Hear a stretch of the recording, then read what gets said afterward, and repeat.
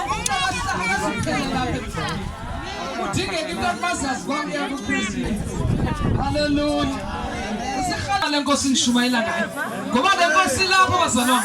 Uthetha ngayo imihla yonke. Hallelujah. Amen.